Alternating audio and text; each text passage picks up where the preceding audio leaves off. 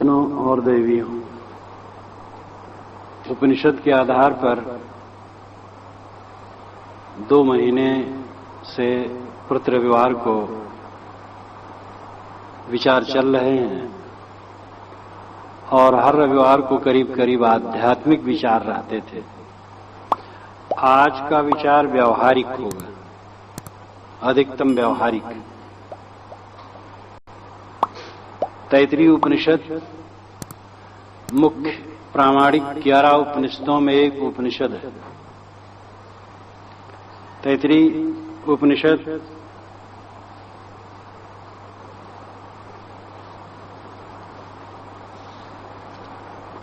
इस उपनिषद में 3 बल्लियां, शिक्षा बल्ली, ब्रह्मानंद बल्ली, भृगु बल्ली। शिक्षा बल्ली में सबके काम की चीजें, व्यवहारिक चीजें बताई गई। ब्रह्मानंद बल्ली में आत्मज्ञान की बात बताई गई। भृगु बल्ली में भी आत्मज्ञान की बात है। भृगु ने अपने पिता से इस प्रकार के प्रश्न किए हैं, जो पहले से परिचित हैं वे सब जानते हैं कि मैंने एक पुस्तक लिखना आरंभ की और वो लिख गई 3 तारीख को। उपनिषद सौरभ, सौरभ यानी सुगंधी। मुख्य प्रामाणिक उपनिषदें 11 ईश, केन, कठ, प्रश्न, मुंडक, मांडूक, ऐत्री, तैत्तिरीय, श्वेताश्वतर, छांदोग, बृहदारण्यक। ये प्रामाणिक उपनिषदें हैं। इन्हीं 11 में विचार करके, मंथन करके जो विशेष उपयोगी अध्यात्म की बातें और सामान्य शिक्षाएं हैं वो मैंने निकाली हैं और उपनिषद सौरभ के नाम से उसको लिखा। छोटी पुस्तक होगी लेकिन काम की चीज होगी। शिक्षावल्ली में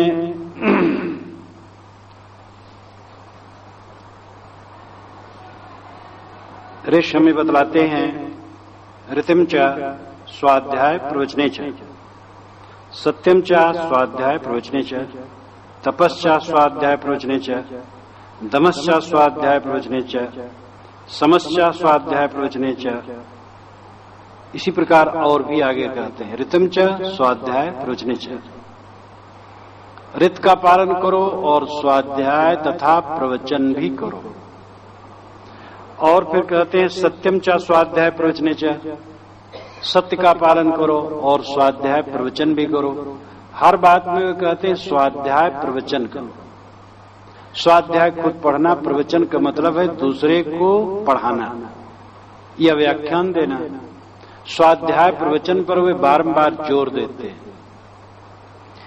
चाहे इंजीनियरिंग का ज्ञान प्राप्त करना हो या वकालत का या व्याकरण का या किसी विज्ञान का, तो उस विषय में अध्ययन अध्यापन की महती आवश्यकता है और फिर प्रयोग की भी आवश्यकता है। प्रयोग और अध्ययन दोनों की जरूरत होती है। ऋतम च स्वाध्याय प्रवचने च। ऋत का मतलब होता है, ऋत के 3 अर्थ होते हैं। ऋत शब्द ऋग्वेद में आया है और ऐसे भी मंत्र हैं कई बार ऋत है, एक ऋचा में कई बार ऋत आया है। वैदिक साहित्य में ऋत के 3 अर्थ किए जाते हैं। संसार की गतिविधि की शक्ति ऋत है,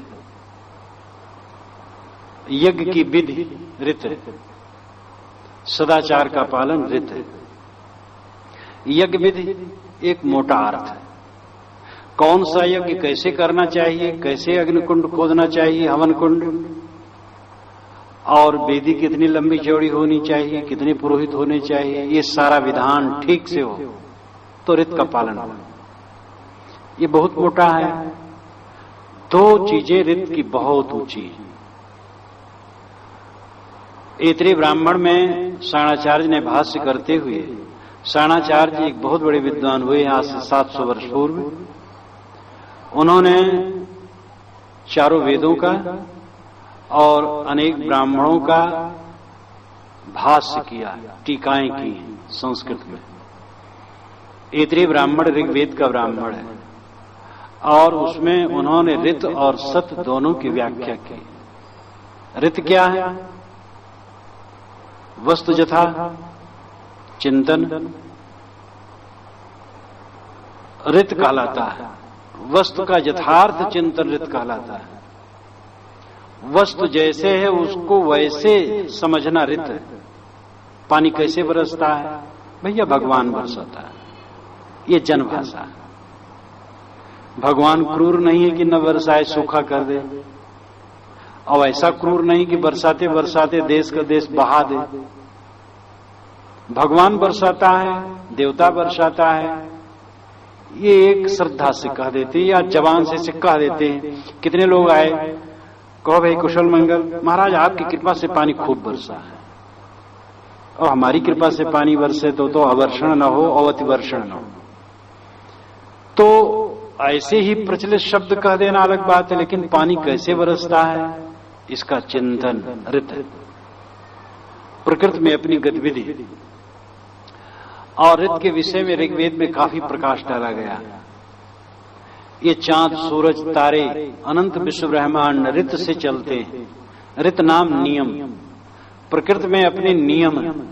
प्रकृति स्वयंभू है और उसके गुण भी स्वयंभू है। द्रव्य नित्य है और द्रव्य में गति नित्य है और उसकी शक्ति नित्य है। गति और शक्ति, द्रव्य और गति, गति ही शक्ति है, क्रिया ही शक्ति है। अगर किसी में क्रिया ना हो तो क्या शक्ति? क्रिया ही शक्ति। तो द्रव्य और गति के महत्व को समझना और वस्तु का यथार्थ चिंतन करना ऋत कहलाता है, और यथार्थ बोलना सत कहलाता है। ऋतम च सत्यम च वेदात प्रसोदजायत, ऋग्वेद का भी मंत्र है, ऋत और सत। तो ऋत और सत, वैसे ऋत को भी सत कहा जाता है, लेकिन ऋत का अलग अर्थ होता है। प्रकृति के नियम का नाम है ऋत, और सदाचार को भी ऋत कहते हैं। इसीलिए ऋग्वेद का एक गायत्री मंत्र है, मधुवाता ऋतायते मधुच्छरंत सिंधवः माध्वीर्न संत औषधि मधुवाता ऋतायते। ऋत के पद पर जो चलता है उसके लिए हवाएं मध ढोती, मधुवाता ऋतायते। मधुच्छरंत सिंधवः, और उसके लिए सिंधवः नदियां मध बहाती हैं। हमारे वैदिक ऋषि सिंध से बहुत परिचित थे। सिंध के इर्द गिर्द वेद के मंत्र काफी बने, इसलिए नदी का जब वो नाम लेते हैं तो सिंध कह देते हैं। सिंधवाह, सिंध नदी, तो उसमें सब नदी हो जाते हैं।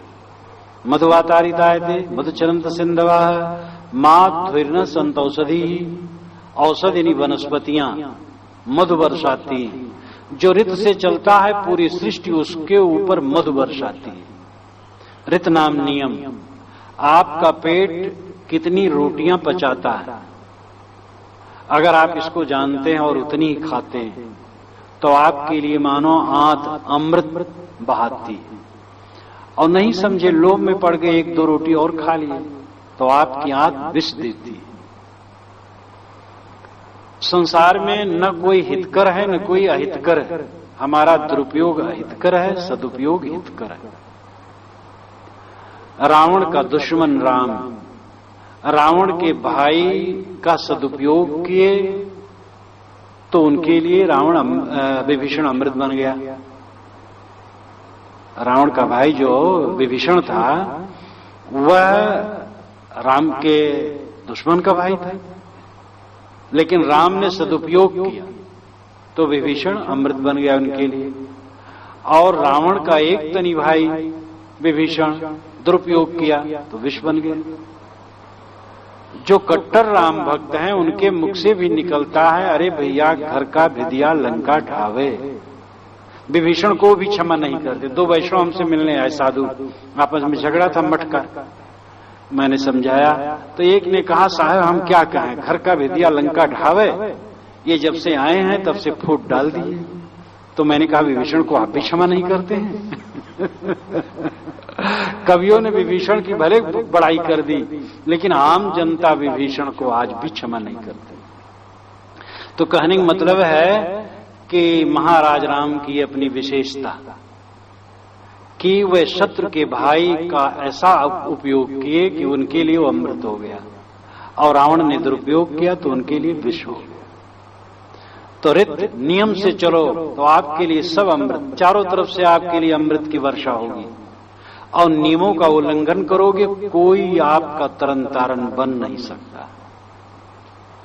1000 सदगुरु 1000 भगवान भी आपका उद्धार नहीं कर सकते। अगर गलत करोगे तो, अच्छा करोगे तो 1000 शैतान आपका नुकसान नहीं कर सकते। इस धारणा को जो अपना लेता है उसको कोई भय नहीं होता। सत्यमेव जयते नारदम, सत्य की विजय होती है, झूठ की नहीं। देखो अभी पूर्व प्रवक्ता ने कहा है, सांचे श्राप न लागे सांचे काल न खाए, साचे ही सांचा जो चले ताको काह न साए। तो ऋषि कहते हैं ऋतम च स्वाध्याय प्रवचने च, ऋत का पालन करो, वस्तु का यथार्थ चिंतन करो, और आपको अगर पेट की बीमारी है तो गुल्ली ताबीज बधवाने के चक्कर में न पड़ो। कम खाओ, संयम करो, औषध करो। औषध की भी ज्यादा जरूरत नहीं, बस कम खाओ, बस ठीक हो जाए। कोई भी दुख है तो उसका निदान ठीक से करो, भभूत न झड़वाओ।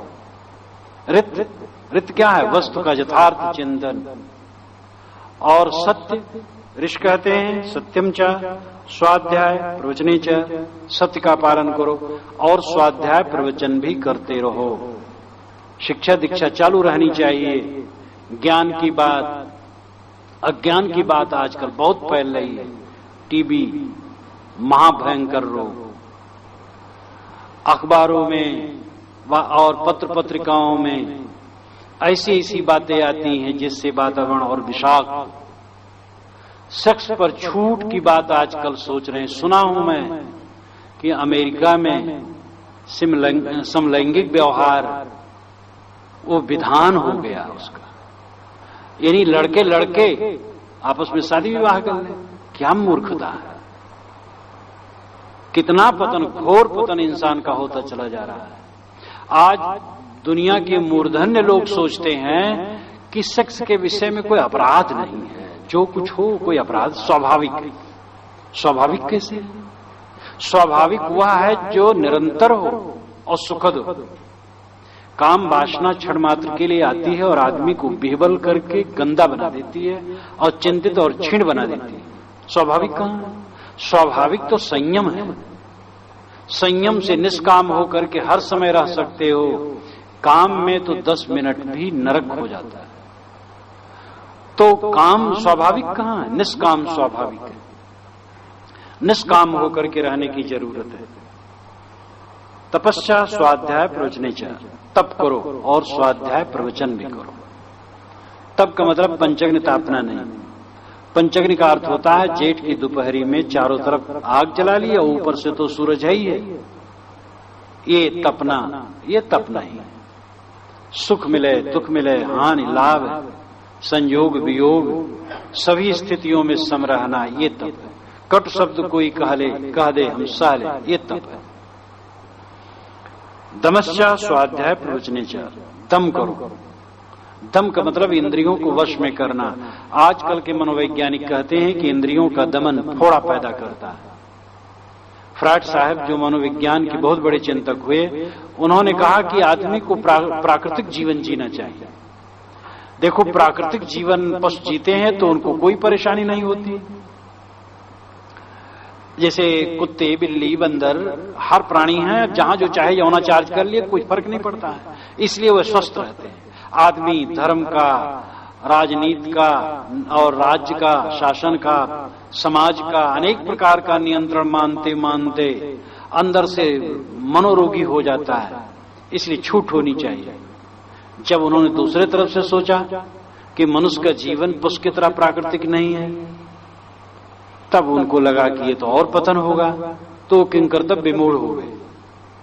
कुत्ता जैसा आदम प्राणी केवल कार्तिक में पागल होता है, आदमी 12 महीने पागल है। अगर धर्म, नियम और गुरु, समाज, राजनीति, ये सब का भय न हो तो ये पता नहीं बह करके कहां चला जाएगा। इसलिए प्राकृतिक जीवन मनुष्य को जीने की जो सलाह दी जाती है, यानी स्वाभाविक जहां जो चाहे मन करे, एक दिन भी कैसे निभ सकता। जो कहते दमन नहीं करना चाहिए वही दमन करते हैं, जैसा मन चाहता क्या वैसा करते, एक ही दिन में पीठ पिटम्बस कूट कुटम्बस कुल हो जाए। इसलिए दमश्च स्वाध्याय प्रवचनेच, दम करो, इंद्रियों को वश में करो और स्वाध्याय प्रवचन भी करो। शमश्च स्वाध्याय प्रवचनेच, शम, शम का मतलब मन का शांत हो जाना। दम अंतिम नहीं, शम अंतिम है। इंद्रियों को वश में करना, इसका मतलब है कि इंद्रियां परेशान कर रही हैं। कोई रूप ऐसा सामने है जिसको हमें नहीं देखना चाहिए और नेत्र बारंबार जाते हैं तो आंखें बंद कर लेती है, दम है। इतने पर मन नहीं मानता तो पीठ घुमा लेती है, आवाज चले जाती है, दम है। इसका मतलब अंदर आंदोलित, लेकिन दम करना चाहिए, बंद कर लेना चाहिए, क्यों वहां चल देना चाहिए। लेकिन जब ऐसा समय आए कि मन ही न चले, ये शम है। शम में पूर्णता है, दम में पूर्णता नहीं, लेकिन दम की जरूरत है। शम तो धीरे धीरे आता है, दम की महती आवश्यकता है। शम हो जाने पर भी दम की जरूरत है। किसी का मन शमित, मन एकदम निर्मल है, लेकिन ऐसा रूप सामने है जिसके तरफ नजर अगर उसकी जाए कई बार, उसका मन निर्मल ही रहेगा। दूसरे लोग समझेंगे ये कुदरत, तो आदर्श तो खराब होगा। इसलिए समाज के उत्तम आदर्श के लिए भी दम की जरूरत है। तो दम रखो, इंद्रियों को वश में रखो, स्वाध्याय प्रवचन भी करो। शम रखो, यानी अपने मन को वश में रखो और स्वाध्याय प्रवचन भी करो। अग्नश्या स्वप्रवचने च, यह ग्रंथ वैदिक का है। हवन लोग हवन कर देते, और अग्निहोत्रम च स्वाध्याय, अग्निहोत्र भी वचन करो। अतिथिश्च स्वाध्याय प्रवचने च, अतिथि की सेवा को अध्याय प्रवचन भी करो। पूरी दुनिया में अतिथि का सत्कार सर्वमान्य है। कुरान, बाइबिल और भी ग्रंथ देखे जाएं, अतिथि का सत्कार सर्वत्र माना गया है। भारतीय परंपरा में तो अतिथि को देव माना गया। कबीरपंथी परंपरा में बताया जाता है कि कहें कबीर चंडालो आए ताकर पांव पखारो, चंडाल भी आवे तो भी उसका पैर पखारो। अतिथि सत्कार भारतीय परंपरा में कूट कूट करके बताया गया है। तो अतिथिश्च प्रवचने च, अतिथि की सेवा करो और स्वाध्याय प्रवचन भी करो। मानुषम चा स्वाध्याय प्रवचने च, मानुषम मनुष्य संबंधी सत्कार, मानव मात्र का सत्कार करो। देवी और देवता अगर कहीं देखना है तो प्राणियों में ही देखा जा सकता है। तो मनुष्यों का आदर करो और स्वाध्याय प्रवचन भी करो। प्रजा च स्वाध्याय प्रवचने च, प्रजा समाज, समाज की रक्षा करो। समाज से हमें बहुत मिलता है, हमें समाज को कुछ देना चाहिए।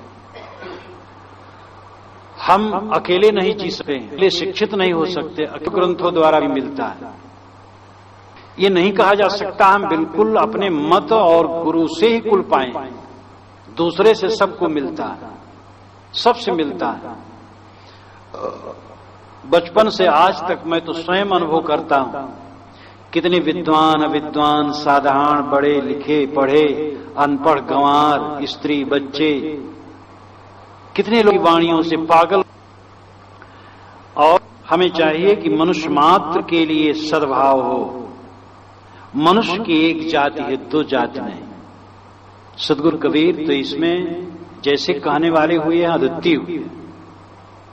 उन्होंने कहा एक त्वचा हाड़ मलमूत्रा, एक रुधिर ये क्रूदा, एक बुंद से सृष्टि रची है, को ब्राह्मण को शूद्रा।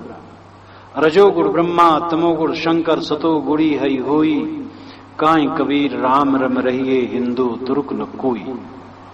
इतनी ही पंक्तियों में सब मानवता की बात आ गई।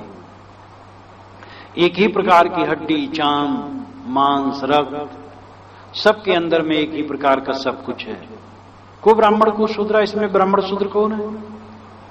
रजोगुण ब्रह्मा, तमोगुण शंकर, सतोगुणी होई। ब्रह्मा विष्णु शंकर को आप मानते हैं, कहां है ब्रह्मा विष्णु शंकर? साहब कहते प्रत्यक्ष है। इसमें देखो सब ब्रह्मा विष्णु शंकर बैठे हैं। जो रजो प्रधान है वो ब्रह्मा, जो तमो प्रधान है महादेव, जो सत प्रधान है वो विष्णु। और इस सृष्टि में ही ब्रह्मा विष्णु शंकर को देखो। कहें कबीर राम रम रहिए, हिंदू तुर्क न कोई। के अंदर में राम बैठा है, उस राम में रमो, बाहर न रमो, भोगों में न रमो, राम में रमो। न कोई हिंदू है न मुसलमान, सब मनुष्य। तो ऋषि कहते हैं मानुषम चा स्वाध्याय प्रवचने चा, मनुष्य मात्र की सेवा सत्कार सद्भावना में कैसे कर सकता है? हमारी शक्ति सीमित है। मनुष्य मात्र के प्रति हमारे मन में सो तो मानो सेवा हो गई, फिर जो बन सकेगा सेवा भी होगी। हम किसी को ठगे ना, किसी को मूर्ख न बनाए। मूर्ख जो दूसरे को बनाता है वो स्वयं मूर्ख होता है। दूसरे क्या मूर्ख बनाएगा? हम दूसरे को ठगेंगे, कोई चीज ठग लेंगे, लेकिन हमारी तो आत्मा ठग गई। तो इसलिए मानव मात्र के प्रति सद्भाव, प्रजा चा स्वाध्याय प्रवचने चा, प्रजनश्चा स्वाध्याय प्रवचने चा। गृहस्थों को लिए कहा गया भाई गृहस्थ लोग प्रजनन भी करेंगे, प्रजनन करो, बाल बच्चे पैदा करो, लेकिन अध्ययन अध्यापन भी रखो। ये नहीं कि बस बच्चे कच्चे भूल गए और अध्ययन मनन चिंतन सत्संग भक्ति सब भूल गया। लोग कहते महाराज क्या करें, भूल गए गीत रंग, भूल गई खजड़ी, तीन चीज नाई भूला, लोन तेल लकड़ी। भजन भूल गए, खजड़ी, लोन तेल लकड़ी नहीं भूली। लोन तेल शरीर के साथ में है और यही लकड़ी अंदर जाती है। तमाशा लकड़ी का चाँद को छूने वाले देख तमाशा लकड़ी का। तो लकड़ी तो जीवन के साथ में है, लेकिन लकड़ी के साथ आत्मा भी तो साथ में है। आत्मा इतना साथ तो किसी का नहीं। महात्मा बुद्ध ने कहा अत्ता ही अत्तनो नाथो, अत्ता ही अत्तनो गति। आत्मा ही आत्मा का स्वामी है, आत्मा ही आत्मा का गति। सब कुछ छूटेगा, आत्मा न छूटेगी। स्वयं तो चलेगा ही साथ, स्वयं से स्वयं अलग कैसे होगा? इसलिए ऋषि स्वाध्याय प्रवचने चा, ठीक है गृहस्थ हो, बच्चा पैदा करो। अब आज तो भाई कम पैदा करो। जब ये लिखा गया है कम से कम 3000 वर्ष हो गए होंगे, तो तब उन्होंने कोई ब्रेक नहीं लगाया। आज का समय होता तो लिख देते एक बच्चा दो बच्चा बस, उसके बाद स्वाध्याय प्रवचन में ही लगे। लेकिन उन्होंने कहा स्वाध्याय प्रवचने चा, प्रजातिश्चा स्वाध्याय प्रवचने चा। वो कहते पुत्र के बाद पौत्र भी हो, ठीक है, प्रजाति हो। जो तुमसे पैदा हुआ हो तो बच्चा है, और तुम्हारे बच्चे से कोई बच्चा पैदा हुआ है उसका भी सत्कार है, उसको भी लालन पालन दो, लेकिन स्वाध्याय प्रवचन न छोड़ो। सदग्रंथों का स्वाध्याय, सत्शास्त्रों का स्वाध्याय, सत्संग चर्चा करते रहो। कहत छुटत, कहत सुनत छूटे कलुष। ज्ञानी कहते कलुष छूटा। आप जिस मत में हो, मत एक नहीं है, सर से मत अनेक हैं। जो जिस मत में है उसमें समर्पित होकर के उसके अनुसार जीवन है, तो सभी मतों में अच्छी बात बताई गई है। फिर उदार होकर के दूसरे की बातों को भी सोचे समझे। ताला एकदम न लगा लें कि दूसरे की बातों को हमें सुनने नहीं। जहां है वहां समर्पित होके और सदाचार से चले, उस नियम का पालन करें, दूसरे की भी अच्छाई लें और समझें, दिमाग की खिड़की खोल। तो इस प्रकार सत्य का आचरण करो। सत्यमित सत्य वचा राथी तरह, सत्य वचारिस्त रथीतर के पुत्र। उन्होंने कहा सत्य ही श्रेष्ठ। लेखक लिखता है कि रथीतर एक ऋषि थे, उनके पुत्र थे राथीतर, रथीतर से राथीतर, उनका मूल नाम था सत्यवच। उन्होंने कहा सत्य ही श्रेष्ठ है। तपिति तपो नित्य पौरशिष्ट, पुरशिष्ट नाम के एक ऋषि थे, उनके पुत्र थे तपोनित्य। उन्होंने कहा था तप ही श्रेष्ठ। स्वाध्याय प्रवचने एवेति नाको मौदगल्य, मुदगल नाम के ऋषि के पुत्र थे नाग नाम के। उन्होंने कहा स्वाध्याय प्रवचन ही श्रेष्ठ है। कुल मिलाकर के सत्य श्रेष्ठ है, तप श्रेष्ठ है, स्वाध्याय प्रवचन श्रेष्ठ है। सत्य का पालन करो और धर्म की रक्षा के लिए और धार्मिक ग्रंथों का स्वाध्याय प्रवचन करो। वेद मनुचाचार्य अंतेवासिन मनुशास। वेदम अनुच्य आचार्य अंतेवासिनम अनुशास्ति। वेद का अनुच करने के बाद अनुच नाम पढ़ा देना अच्छी तरह से। जब आचार्य ने वेदों को खूब पढ़ा दिया शिष्यों को, तब आचार्य ने अंतेवासिनम अनुशास्ति, अंतेवासिन को अनुशास्त्र उपदेश करना शुरू किया। अंतेवासिन कहते हैं जो बहुत निकट बस है। जैसे साधु संत होते हैं तो उनके दो प्रकार के अनुगामी होते हैं, एक गृहस्थ, एक विरक्त। गृहस्थ अंतेवासिन नहीं होते। गृहस्थ लोगों की दीक्षा हो गई, वो अपने घर में हैं। संत महात्माओं के पास कभी चले गए, कुछ सुन लिए, सेवा भक्ति करते हैं। संत उनके यहां चले गए, कुछ उपदेश कर दिए। तो इस प्रकार गृहस्थ लोग अंतेवासिन नहीं, लेकिन ये जो साधु लोग हैं ये सब अंतेवासिन हैं। गुरु के बिल्कुल निकट बसने वाले, अनुशास्त्रा के बिल्कुल निकट बसने वाले, उपदेष्टा के, गुरु के बिल्कुल निकट बसने वाले अंतेवासिन। गुरुकुल में ब्रह्मचर्य व्रत लेकर के जो बच्चे पढ़ने जाते थे वह उस समय अंतेवासिन कहलाते थे, निकट बसने वाले। आज भी दीक्षांत भाषण होता है विश्वविद्यालयों में। जब स्नातक हो जाता है छात्र, तो ऐसे स्नातकों को शिक्षा दी जाती है। स्नातक शब्द ये वैदिक है। स्नातक का अभिप्राय है जो स्नान कर लिया हो। जब गुरुकुल की शिक्षा पूरी हो जाती थी तब एक दिन एक विशेष विधान होता था और विशेष ढंग से उनका स्नान होता था बच्चों का। और स्नान करने के बाद आचार्य उनको विशेष रूप में करता था और दीक्षांत भाषण करता था और फिर कहता था जाओ तुम लोग अपने अपने घरों में जैसे जो रहो, शादी विवाह करो, अपने घर कुटुंब का पालन करो। कुछ शिष्य होते थे सदा के लिए गुरुकुल में रह जाते थे और वे नैष्ठिक ब्रह्मचारी कहलाते थे, यानी पूरा जीवन भर ब्रह्मचर्य पालन, स्वाध्याय करना, प्रवचन करना, समाज को शिक्षा देना, तप करना और भी ये सब काम करने लगते थे। तो दीक्षांत भाषण जैसे आज होता, आज किसी गुरुकुल में किसी विश्वविद्यालय में कोई बड़ा विद्वान आता है अथवा नेता आता है, वो दीक्षांत भाषण करता है। उस समय आचार्य दीक्षांत भाषण करता था। तो वेद मनुचार्य अंतेवासिन मनुशास्त्र। जब वेद का अनुच हो गया, वेद का अच्छी तरह से वेदों का उपदेश गुरु ने दे दिया, तब अंतेवासिन को अनुशासित करता है, उपदेश देता है कि सुनो, सत्यम वद धर्मम चर स्वाध्यायनमा प्रमदः। सत्यम वद, सत्य बोलना, कभी झूठ नहीं बोलना। सत्य की इतनी प्रतिष्ठा उस जमाने में थी। प्रवाहण जयवल कन्नौज क्षेत्र के एक राजा थे और वह ज्ञानी थे। उद्दालक का पुत्र, उद्दालक भी उसी क्षेत्र के थे जो ब्राह्मण थे, उनका पुत्र श्वेतकेत था। श्वेतकेत गया प्रवाहण जयवल के पास और पढ़ के गया था, तो बड़ा गर्व था कि मैं ब्राह्मण का लड़का हूं, पढ़ा हूं, राजा को जरा धत्त बुला दूं। राजा के पास गया, राजा ने कहा क्या सौम्य तुम पढ़ लिए हो? क्या? हाँ, सब वेद विद्या पढ़ लिया। तो प्रश्न उसने करना शुरू किया। अब सारे प्रश्नों के उत्तर में लड़खड़ा गए कि तो मैं कुछ भी नहीं जानता हूं। तब आकर के उद्दालक अपने पिता से कहे, पिताजी आप बिना सब पढ़ाए ही कह दिए मैंने पढ़ा दिया। और एक राजन ने बंधु ने मुझे परास्त कर दिया। राजन ने बंधु, ब्राह्मण बंधु एक गाली। ब्राह्मण बंधु उसे कहा जाता था जो ब्राह्मण का भाई भर है, ब्राह्मण नहीं। खाली ब्राह्मण के यहां पैदा हुआ है, ब्राह्मण का भाई है।